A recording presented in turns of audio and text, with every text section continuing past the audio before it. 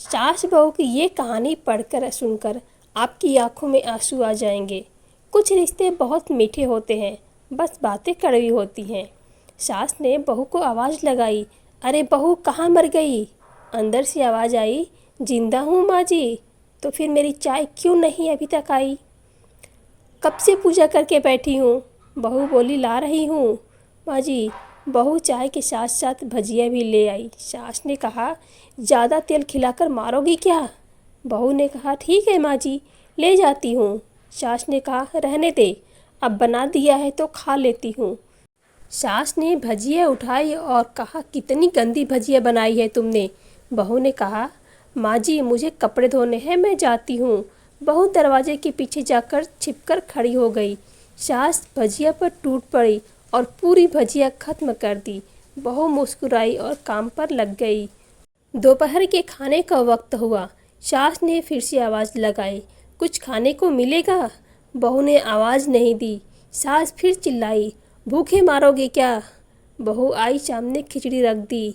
सास गुस्से से, ये क्या है? मुझे इसे नहीं खाना। इसे ले जाओ। बहू ने कहा, आपको डॉक्टर ने दिन में खिचड़ी खाने को कहा है, खाना तो पड़ेगा ही। सास मुंह बनाते हुए, तू तो मेरी माँ बन जा। बहू फिर मुस्कुराई और चली गई। आज इनके घर पूजा थी। बहू सुबह 4 बजे से उठ गई। पहले स्नान किया, फिर फूल लाई, माला बनाई, रसोई साफ की, पकवान और भोज बनाया। सुबह के 10 बज गए। अब सास भी उठ चुकी थी। बहू अब पंडित जी के साथ भगवान के वस्त्र तैयार कर रही थी। बेटे ने भी आज ऑफिस से छुट्टी लिया था। उसके पति भी घर पर ही थे। पूजा शुरू हुई। सास चिल्लाई, बहू कपूर नहीं है। बहू दौड़ी दौड़ी आती और सब काम करती। अब दोपहर के 3 बज गए थे। आरती की तैयारी चल रही थी। पंडित जी ने सबको आरती के लिए बुलाया और सबके हाथों में थाली दी। जैसे ही बहू ने थाली पकड़ी, थाली हाथों से गिर पड़ी। शायद भोज बनाते हुए बहू के हाथों में तेल लगा था, जिसे वह पोंछना भूल गई थी। सारे लोग तरह तरह की बातें करने लगे। कैसी बहू है, कुछ नहीं आता, एक काम भी ठीक से नहीं कर सकती, ना जाने कैसी बहू उठा लाए, एक आरती की थाली भी संभाल नहीं सकती। उसके पति भी गुस्सा हो गए, पर सास चुप रही, कुछ नहीं कहा, बस यही बोलकर छोड़ दिया, सीख रही है, सब सीख जाएगी धीरे धीरे। अब सबको खाना परोसा जाने लगा। बहू दौड़ दौड़ कर खाना देती, फिर पानी लाती। करीब 70-80 लोग हो गए थे। इधर 2 नौकर और बहू अकेली। फिर भी वहाँ सारा काम बहुत ही अच्छे तरीके से करती। अब उसकी सास और कुछ आस पड़ोस के लोग खाने पर बैठे हुए। बहू ने खाना परोसना शुरू किया। सबको खाना दे दिया गया। जैसे ही पहलाने वाला सास ने खाया, तुमने नमक ठीक से नहीं डाला क्या? एक काम ठीक से नहीं करती, पता नहीं मेरे बाद घर कैसे संभालोगी। आस पड़ोस वालों को तो जानते ही हो ना साहब, वो तो बस बहाना ढूंढते हैं नुक्स निकालने का। फिर वो सब शुरू हो गए, ऐसा खाना है, ऐसी बहू है, ये तो वगैरह वगैरह वगैरह। दिन का खाना हो चुका था। अब बहू बर्तन साफ करने नौकरों के साथ लग गई। रात में जगराता का कार्यक्रम रखा गया था। बहू ने भी 1-2 गीत गाने के स्टेज पर चढ़ी। सास ने जोर से चिल्लाई, मेरी नाक मत कटा देना, गाना नहीं आता तो मत गा, वापस आ जा। बहू मुस्कुराई और गाने लगी। सबने उसके गाने की तारीफ की, पर सास मुंह फुलाते हुए बोली, इससे अच्छा तो मैं गाती थी जवानी में, तुझे तो कुछ भी नहीं आता। बहू मुस्कुराई और चली गई। अब रात का खाना खिलाया जा रहा था। उसके पति के ऑफिस के दोस्त साइड में ही ड्रिंक करने लगे। उसका पति चिल्लाता, थोड़ा बर्फ लाओ तो। सास चिल्लाती, यहाँ दाल नहीं है। फिर चिल्लाता, कोल्ड ड्रिंक नहीं है, पापड़ ले आओ। इधर उधर आखिर में उसके पति की शराब गिर पड़ी। उसके एक दोस्त पर और बोतल टूट गई। पति ने गुस्से से झापड़ अपनी पत्नी को लगाते हुए कहता है, जाहिल कहीं की, देखकर नहीं कर सकती, तुझे इतना भी काम नहीं आता।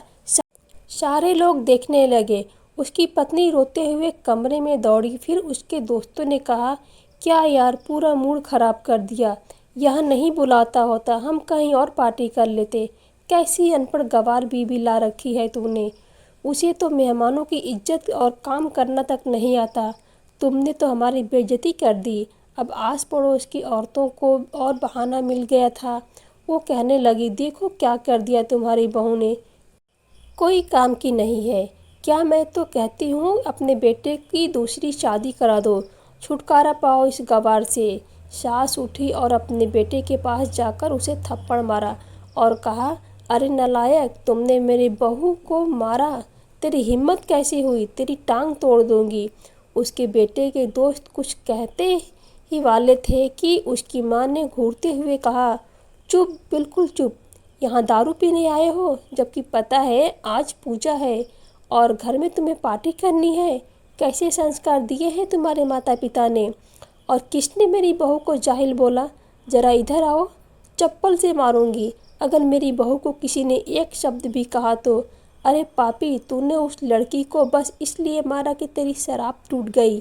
पापी, वो बच्ची सुबह 4 बजे से उठी है, घर का सारा काम कर रही है, ना सुबह से नाश्ता किया ना दिन का खाना खाया, फिर भी हंसते हुए, सबकी बातें सुनते हुए, ताने सुनते हुए घर में काम में लगी रही। तेरे यार दोस्तों को वो अच्छी नहीं लगी, जूते से मारूंगी तेरे दोस्तों को, कभी उन्होंने ऐसा कहा। उसके यार दोस्त चुपके से खिसक लिए। अब सास बहू के कमरे में गई और बहू का हाथ पकड़कर बाहर लाई। सबके सामने कहने लगी, किसने कहा था अपनी बहू को घर से निकाल के दूसरी बहू ले आना, ज़रा सामने आओ। कोई सामने नहीं आया। फिर सास ने कहा, तुम जानते क्या हो इस लड़की के बारे में, ये मेरी माँ भी है, बेटी भी। माँ इसलिए मुझे गलत काम करने पर डांटती है और बेटी इसलिए कभी कभी मेरे दिल की भावनाएं समझ जाती है। मेरी दिन रात सेवा करती है, मेरे 1000 ताने सुनती है, पर एक शब्द भी गलत नहीं कहती, ना सामने से ना पीछे से। और तुम कहते हो दूसरी बहू लाऊं, याद है ना छुटकी की दादी, अपनी बहू की करतूत। सास ने गुस्से से पड़ोस की महिला को कहा, अभी पिछले हफ्ते ही तेरे बेटे और बहू तुम्हें मियाँ बीवी भूखे छोड़कर घूमने चले गए थे। मेरी बहू ने इन 7 दिनों तक तुम्हारे घर पर खाना पानी, यहाँ तक कि तुम्हारे पैर दबाने जाती थी, और तुम इसे जाहिल बोलती हो। जाहिल तो तुम सब हो, कोयले और हीरे में फ़र्क नहीं जानते। अगर आइंदा मेरी बहू के बारे में किसी ने एक लफ्ज़ भी बोला तो मुझसे बुरा कोई नहीं होगा, क्योंकि ये मेरी बहू नहीं, मेरी बेटी है।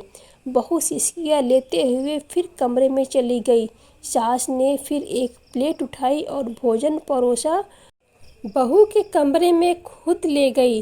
सास को भोजन लाते देखा तो बहू ने कहा, अरे माँ जी, आप क्या कर रही हो, मैं खुद ले लेती।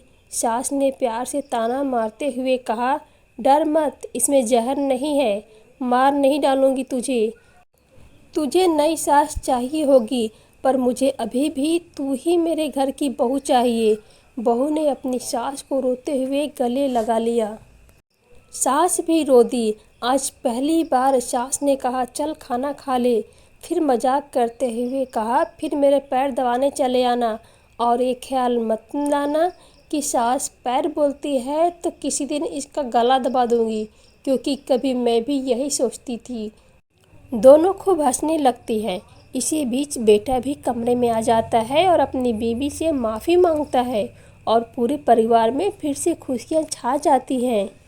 दोस्तों, मैं उम्मीद करती हूँ कि आपको यह सास बहू की प्यार भरी नोक-झोंक की कहानी पसंद आई होगी, आपके दिल को ज़रूर छुआ होगा। अगर आपको यह कहानी थोड़ी भी पसंद आई हो तो प्लीज़ हमारे चैनल को सब्सक्राइब कीजिए, कहानी को लाइक एंड शेयर कीजिए। बहुत जल्द मिलेंगे इसी तरह से और भी एक अच्छी कहानी के साथ। नमस्कार।